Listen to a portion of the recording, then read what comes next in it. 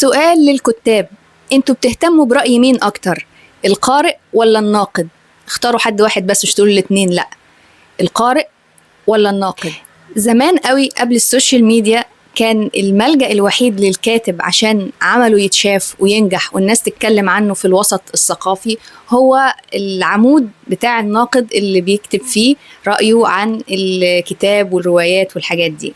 طيب، فكان حاجة يا هتعليك يا هتوطيك، لأن ما كانش فيه منبر للقراء. يعني إن الكاتب، فرصة إن الكاتب يقابل قارئ دي فرصة ضعيفة جدا، ما بتحصلش غير في الندوات الثقافية اللي غالبا ماكسيمم اللي بيحضرها 10 مثلا، لكن ما كانش بيبقى فيه لقاء حقيقي في معارض الكتب وفي طبعا في المعارض بتحصل بس مش كتير، ما كانش فيه الزخم اللي موجود دلوقتي، فاهميني طبعا.